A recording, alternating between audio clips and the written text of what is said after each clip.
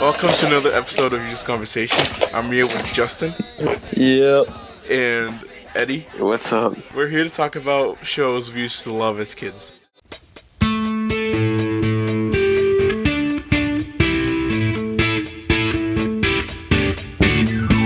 Alright, so Beavis and Butthead. This is one of the shows on this list I've seen posters, I've heard about it, but I haven't watched a single episode of it. So basically, they're like 5-10 minute long episodes. They're like pretty much in between shows. Mm-hmm. And they're just pure chaos and stupidity. What is That's it? essentially Are they, it. kids Yeah, in basically. school? Yeah.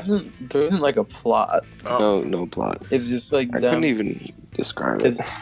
It's just like them being stupid. But Yeah. I'm wondering, how did you get introduced to it? Because it didn't air when we were. Yeah. So like, Beavis and Butthead came out. It went from 1993 to 1997, so you weren't even born yet. I never really watched it like while it was airing. Like I bought like a whole bunch of these complete series and like sets of stuff like Oh, okay. maybe like 2 or 3 years ago, and just that was one of them. So I The way watched the that I whole got thing. introduced to it was through watching on YouTube them react to music videos. Oh, That was the thing, because they had a bit that they do where it would be Beavis and Butthead. They'd sit down at the couch and then they'd watch a music video and they'd react to it. Hikey, they started reaction channels before everybody else. Yeah, right. 'Cause they were doing that in the 90s, and Fine Bros come along. What was your favorite episode? Oh, I remember this one was great. So basically, I forget exactly what happened, but I know one of them, they got like their braces like attached to the top and bottom, so he really couldn't like talk. All he could do was laugh. And then the other one, that's an iconic thing. I remember. I have never watched it, but the only thing I remember is the laugh. that's literally all it is. Yeah, all I can remember is the laugh. That's it. That's the only thing I've watched. It's that Yeah. one thing. I think it's a compilation of their laughs. That's the only thing I've seen. They really did have just like the nastiest voices. Mm-hmm. The best character designs, though, I'll have to say. That's the best character design. But it wasn't a kids show, right? No. I wouldn't say so. I think our generation, we watched shows that were like not really kid friendly. Cause like Courage the Cowardly Dog, if like I watched an episode and it's really messed up. I was watching an episode of Ren and Stimpy, and There we go. Ren, he comes home and the house is a mess because Stimpy and his cousin Sven were playing. So they're playing in the corner with this one thing, and he says, Oh, what I'm gonna do to you. I'm so angry. First, I'm gonna tear your lips out. That's what I'm gonna do. And then, I'm gonna gouge your eyes out. Good. You scared, huh? Next, I'm gonna tear your arms out of the sockets. And you wanna know what else? I'm gonna hit you, and you're gonna fall. And I'm gonna look down, and I'm gonna laugh. I love how morbid that show was. it's so much. Creator. I'm on an article that's 13 times Ren and Stimpy was in no way appropriate for children. Oh, There's so many YouTube videos of that. Yeah. It's so messed up. And it created the whole close-up thing that we see in like SpongeBob, Flapjack, where like it gets a close-up and we can see like the facial hair and the pimples, all the imperfections. Exactly. Yeah. And that stuff was But SpongeBob started to do that when like it started dropping in quality. Are you ready, kids? Aye, aye, Captain! I can't hear you. Aye, aye, Captain! Oh! So SpongeBob. Now this one I watched a lot as a kid. I watched all the movies. The last one was complete crap. And Yeah. I never liked SpongeBob. Cause like as a kid, No. as a Merch kid, that. I would watch it and I'd be mad because the task would be super easy, like SpongeBob. do this, and he couldn't do it. And I would get upset as a kid and frustrated, and I'd stop watching it. That's what I think taught me so much in life. Like literally, you can do so much with just such a little task. Yeah. Like you can make so much out of something little and have it be funny. But, like, it had some good episodes. Like the episode with the box. That's like, Oh yeah.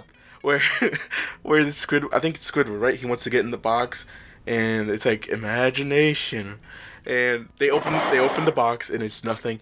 But then as soon as they close it, like sounds come out of there, and he wants to see what's inside. He wants to see what's inside, but there's nothing inside.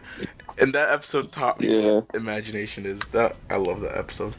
I don't know what One of else. my favorites was the one with the magic conch shell. Yeah, that was good. It was that one, and then the one oh my favorite was the hash sling slasher.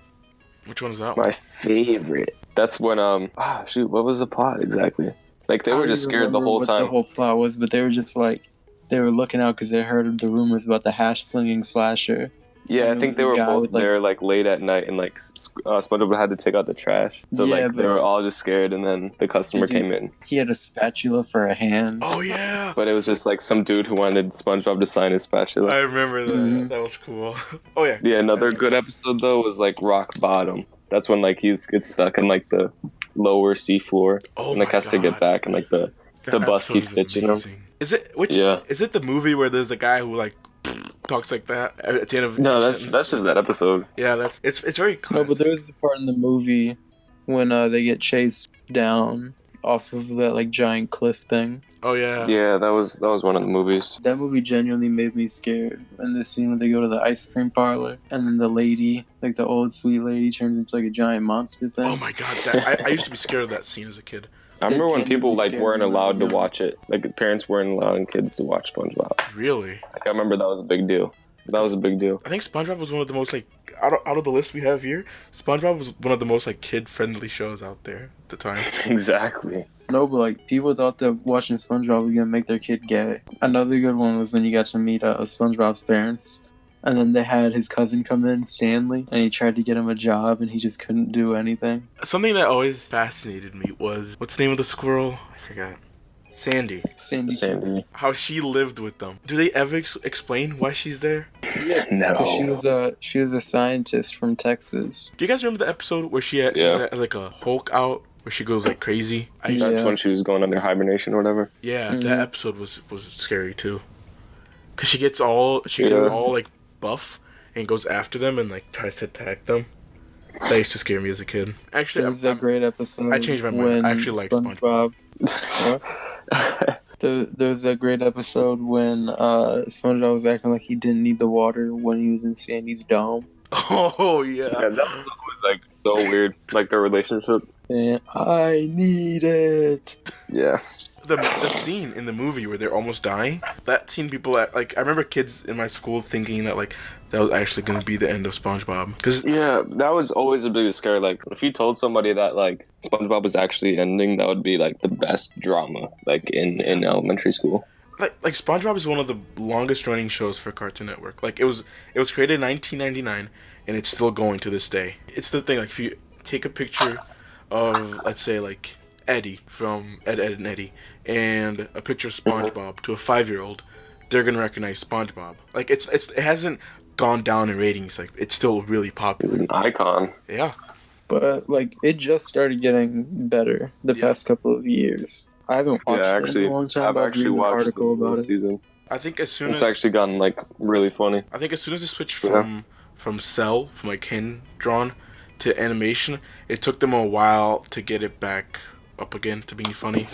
Yeah, because there's like people really rejected that style. Yeah. But It's it hard to was bring that, back. and then they also switched showrunners. I don't know. SpongeBob, I remember as a kid playing with like Play-Doh and making hamburgers because of SpongeBob. The whole thing of the Krusty Krab, that was cool. And the feud it had with what's Plankton's place called? The Chum Bucket. The Chum Bucket. Yeah, that was always pretty cool. And Plankton had like a computer girlfriend, didn't he? Yeah, Karen. I remember an episode where I think SpongeBob and Plankton become friends. It ends with Plankton going inside of SpongeBob's head and controlling him like a mech or whatever. yeah. Like you ever Yeah. watch Pacific Rim? Yeah, like That's practically it. yeah. But SpongeBob always, I think he won because he was very oblivious to what was happening. Flapjack! Hey, Flapjack! Come with me, we'll go and see a place called Candy Island! So, The Marvelous Adventures of Flapjack. I watched it just a little, just when it came out. I didn't, like, it wasn't really that relatable, it was just different. Because it was a different style of animation, it was a different kind of story, it was a different kind of setting. It's the story of this one kid and this captain who lost an arm and a leg, I think. They live inside a whale, and their dream is to go to Candy Island. An island made out of candy. So they live in these port, and if it wasn't for them, you'd think it's like an adult show. Because you look at all the characters, they're drawn really like manly, and they have tattoos. And, like, They're all gross. yeah, they're all Literally gross. all of them. But instead of going to a bar or a tavern, they go to a candy shop. That's their hangout place. Yeah. It's Was just, it Peppermint Patty was the bartender? yeah. He was like the most normal looking guy, but still. Did they ever I don't know, make this was like- Candy Island? I think No. at the end probably no. No, I think they were gonna do it, but I don't know if they just cut the budget or something. But I don't think they ever did. I feel like it was canceled because it wasn't really the most popular one. Yeah, I don't think it was generating enough views or something. I remember people like my brother would make fun of me because I like that show. I think I remember something similar. People were like, you actually like watching that show? Because I thought So Captain weird. Knuckles is hilarious. Oh yeah. Yeah, That dude. I feel like he's it's always sipping on maple syrup. you don't really understand the show till you're older. Yeah. I watched an episode today, and it was Flapjack. He falls in love with this one girl, and they go to the candy shop, and he's talking about it to the bar man, and he's describing her. These hearts pop up. That's like famous in like cartoons, you know. If you have a feeling, the feeling usually pops up over their head. And so the bartender, he grabs the heart and he eats it, and he goes, "That's delicious." And he said, "I'll pay you in candy for those hearts." So what happens? They lock up Flapjack in the basement. Captain Knuckles he goes downstairs and just keeps describing the girl, fueling him with like fantasies about the girl, and hearts come. They grab it and they sell it, and then it ends with the whole like docks being addicted to those hearts, and Flapjack like he gets like empty and becomes all frail because of that. That's wild. It's so weird. It's such a weird concept, you know. I And, really like that though. Captain Knuckles, he gets super fat. You know how horses, they do that thing where they tie like a bucket to their mouth with food? Yeah. They did Yeah. that. Captain Knuckles, he was doing that with candy. It was It's really- Alright, so I just googled it, and they never did set foot on Candy Island, but at one point Flapjack did lick it after dropping off from the moon. he licked the island. Oh. Yeah, That was the closest they got to it. yeah. Okay, not bad, not bad. It also had the intro of the episode. It was a mixture of 2D animation and stop motion, and it just made Yeah. it made no sense because like the show wasn't, and that's what got me in because I loved stop motion. I loved like Wallace and Gromit. That's a great era of animation because like that show was airing at the same time as Chowder was, so like Chowder would always do that where like they would transition between two scenes with like the bunch of like food and stop motion and like the puppets at the end. You take the moon and you take the sun. You take everything that seems like fun. You start it all up and then you're done. So come on in. Chowder. Chowder really was the best show. It was. So it had this one Yeah. thing that it caught my attention the first time I watched it as a kid. So you know their clothes and the texture in their clothes. Oh When yeah, they like how it move. always moves. Yeah, I remember watching. That's awesome. I remember watching that and be like, "Holy shit!" Like I would focus on their clothes all the time. Exactly. Yeah. I couldn't stop looking at that. I don't know if it was a big thing here, but in Brazil, the guy who only spoke like the Chewbacca of the group, what was his name? Gazpacho. Yeah. Oh. No. Schnitzel. Rada. Schnitzel. Yeah. Schnitzel. He was extremely popular. Like for a certain amount of time, he was more popular than SpongeBob. I don't know if that Really? Yeah, I don't know why, but people just loved him. Was there like a bunch of like plush toys and stuff? No, but there were shirts. I remember seeing shirts of them Oh, all over the place. no, I don't remember that. Oh, I think it was just in Brazil. Like everyone always fucked with them, but like, It's That's like interesting. nobody like fucked with them. Fuck with them. I watched an episode where Chowder wants to get food, and what's the name of the chef, the main guy? Mung Dal. Yeah, he says no to Chowder, so he starts beating his head on the ground, and he breaks the ground. He finds this rock, and it's a sugar rock. They start mining for it, and they find out it's under the house of the one woman no one likes. Ah, no, I should know that. I I can't know remember. who you're talking about, but Yeah. I can't remember the name. So it's under her house, and they want to start mining, That's but funny. it's too loud. So they get Schnitzel to distract her. Mine it. No, distract. He takes her out on a date, and she gets home, and like, oh no, you need to stall her a little bit more, and it's heavily implied that like, they have sex, and like, That's dope. Good for Schnitzel. and like this shit goes over our heads so easily, cause like it's obvious when you watch it nowadays. Yeah, I so definitely- much. I definitely They feel can't like even do that Chowder now. was- I definitely feel like Chowder was one of those shows where like it was meant so like adults could watch it too. You know what I mean? No, most Nowadays, shows, it's too annoying. yeah, most Cartoon Network shows are like that. Like what happens with a normal Cartoon Network show is it airs, and then they go crazy with the innuendos and that kind of shit, and then they get the main guy who made the show good. They fire him, continue for a few seasons, and then it shuts down. They cancel it, and then it comes back on like Adult Swim. Yeah. That's what happened with Ren and Stimpy. I think that's what happened with Billy and Mandy, right? That's what it's called. That's what happened Yeah. to Aqua Teen Hunger Force. Yeah, I think Robot Chicken. That came because That was a long run. it's very similar to Mad TV. Like it's incredibly It similar is. to it. I was really excited for it. I just never ended up getting into it. So I feel like Robot Chicken. Like I feel like Mad. As soon as Mad started getting bad, Robot Chicken kind of came over. It took over for sure. I love watching because if you go on YouTube, there's like this 40-minute special. It's just on like they have this reoccurring character that's a stormtrooper. Chowder. I was watching it and I liked it because it made food seem interesting. Like it gave it like a scientific kind of side to it too. Like if you eat this is gonna happen, and it was magical. It was cool. Yeah, they always made made new ingredients and made it interesting. Yeah. That was always fun. I remember my favorite episode was always the one, or just my favorite scene, not even my favorite episode, but when Chowder did the whole song of "I'm not your boyfriend, I'm not your Yeah. boyfriend."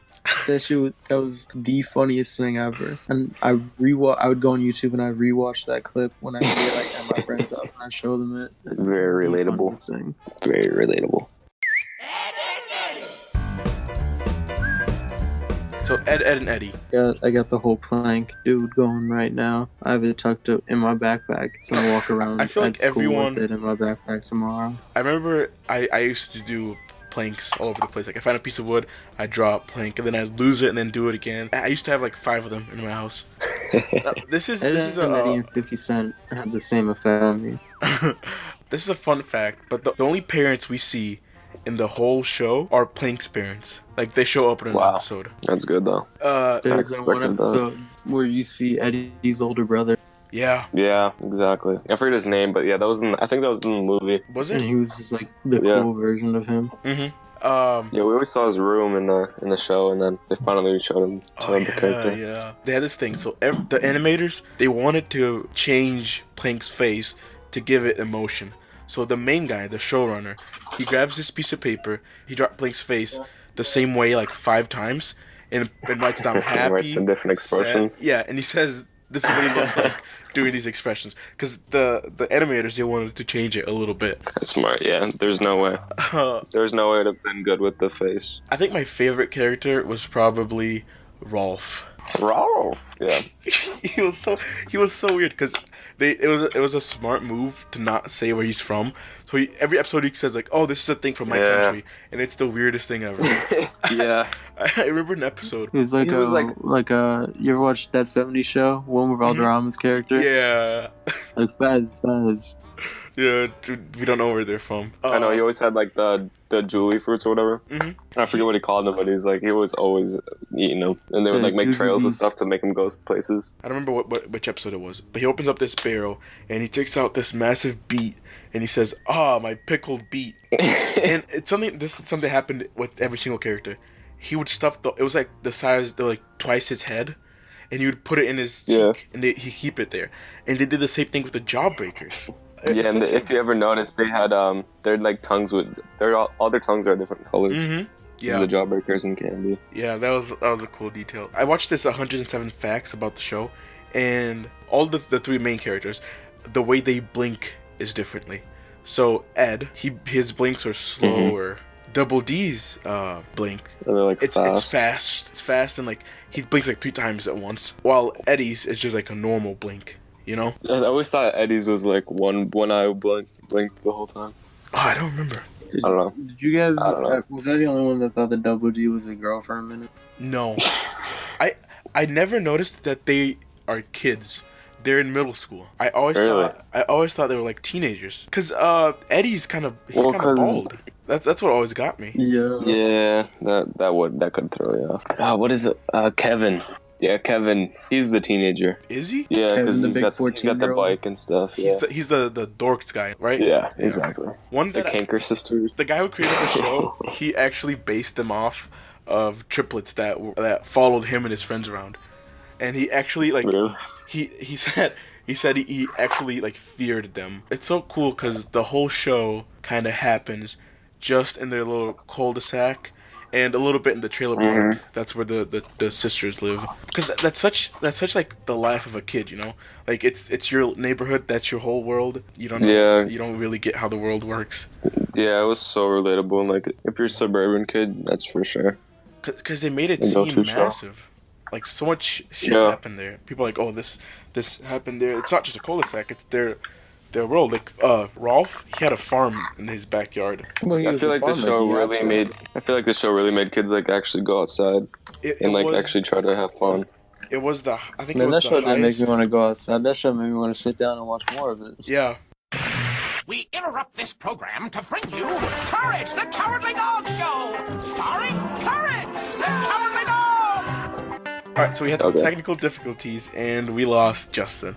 Courage This the is the- Cowardly Dog. That was probably my favorite one.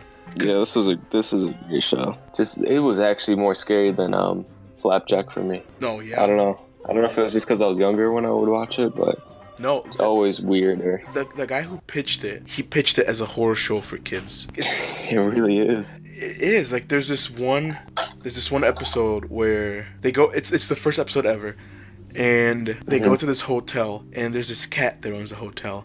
Ah, the Cat's Motel. Yeah, and he Yeah. has like spiders, and I remember that show is what created my fear for spiders. Like even now, if you send me a picture of a tarantula, I get scared and I throw my phone at the wall because of that show.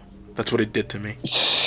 Cause like his weapons. Yeah, I know there was. Yeah, I don't know. There was a bunch of episodes like that where they were just always just threatening them and stuff, but I guess they never really did anything. It was extremely. trying to think of an example. It was extremely scary for kids. For Like, sure. There's this episode where Muriel tries to join a club, and they say it was a quilt club, and they say she's not good enough, so she keeps sewing like different quilts, and then she gets accepted, and they say you just need to put your piece in this big quilt we have. And as soon as they put her in the quilt, her soul gets sucked into it. The scariest thing were the women that made her do that. They were Siamese twins. Because like the show was Characters, yeah. The characters were extremely creative and scary. Super creative. Like the ducks. I remember there was a couple. Oh There was my like God. ducks. There was The chicken. a bunch of the ghosts. Yeah. What is it? Fred? It's Fred? like a rat Freaky? character. Freaky. Yeah, it feels like Freaky Fred or something. Freaky Fred. Yeah. Yeah, that would always cut off his hair and stuff. Mhm. There's this theory about the show that says that nothing crazy happened, and it's just Courage's point of view of the world. So Muriel and Eustace, they wouldn't let him out so much. That's why he thought outside of their house was complete nothingness. Because you remember, Whoa. it would have those master Whoa. shots, and you just see the house in the middle of nowhere. And then Yeah. the theory explains the characters. So he would only live with Muriel and Eustace. So every single person who walked into the house, he saw as a threat. And if you think about dogs, makes total sense. yeah, if you think about dogs right now, like if someone walks into your house right now, your dog is probably gonna like bark. Exactly. That's weird. So like it makes total sense that it's just this dog going crazy. I loved how he would talk. His only friend was his computer. Yeah. Like he had that's his right. Yeah, he'd always like try to find cures and stuff. Yeah, it was so cool because he wouldn't type it into the computer. He would talk to the computer. Oh yeah. And That's right. his voice was cool. Courage's voice. It was something rare to hear his voice. Not just Yeah. It was top shows for me because for sure. it didn't treat kids as kids. You know, it introduced me to this whole horror thing. I remember, I would always watch it in like October or something. I remember it was maybe 4 years ago or something. I was watching like an episode every morning before school or something. And I actually made me and my friend, we made like this mixtape, and like for this class I was taking in school or whatever, I was like designing an album cover.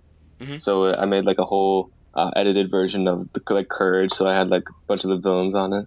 Oh, that's Probably pull it out and name off some characters. Let's see here. Yeah, I called it Cats in the Gat in the Golden Closet. So like I have the Sir like Fly guy or something. Yeah, that's pretty much. There's like some other characters I don't know, but yeah.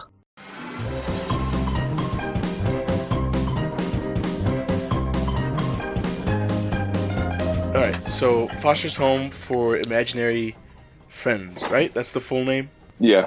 So I think on this list, the ones I watched the most were Kids Next Door, Courage, and Foster's Home. Yeah, I think the most I've watched of this list was probably Mad, Chowder, and Flapjack, I would say. Foster's Yeah. Home, I like the shows that played with your imagination. So I had very different and weird characters. That's why I think I always liked Courage, because like every episode was a different enemy, a different monster creature that was visually different and acted different, had a whole different story.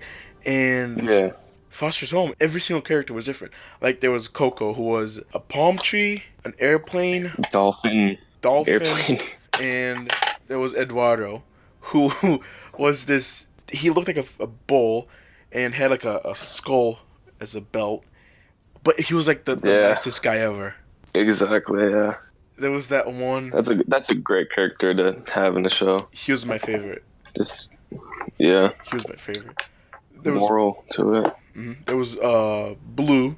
Blue was the normal one with the kid. He The was main cool character, I'd say. yeah, because he was cool because he was actually like the kid's best friend. You know. Yeah. It was a really nice message for kids. I remember, I think it was a cousin of mine. As soon as he had to give up his imaginary friend, it was very hard because like you're losing your friend, you know. But then the show explained like, oh, you don't lose them; they just come live with us, you know. Yeah. It was a great. That's message. actually good. Yeah. I never had one, but yeah, Loki made one because of the show. I'm like, Yeah, you know, me too. I want to just have one too. But then I always forgot about it. Always. Yeah, exactly. And then I'll like make a new one or something. Yeah. There was the rabbit one who was like sophisticated, you know. Yeah. I like the opening, the intro, because it's the house being like drawn in. Do you remember it? Yeah. It was like a blank page, That was like all definitely white. another unique way. And the person who took care of all of them was that one girl, right, with the red hair. Madam Eugene, I think that's what her name was. I forget though. Oh no. That's yeah, but I know who you're talking about. But there's the old lady and then her. And I think the old lady, she had like her face was all like deformed, like one eye was turned. She had like a elephant nose, right? No, that's that's another imaginary friend. That's like the evil one. Oh yeah, I Actually know. bad I know one. who you're talking about, the owner of the thing. It's like this really frail old woman with like big glasses, right? Yeah, she's like Yeah. really small. Yeah. I think the most popular. I googled Foster's Home for Imaginary Friends, and the first thing that came up was Cheese. Do you remember Cheese? Jeez. He was Chocolate milk. yeah. He was like exactly. this imaginary friend who was hooked on cocaine. Because Pretty much. his eyes were shaky, they were always red, and he was chaos. Remember, every time he appeared, it was chaos. The episode was around him and how to clean up his mess. I always loved like any cartoon that has a show where it's like you're just always cringing at like and trying to fix what they're doing and stuff like that. Yeah.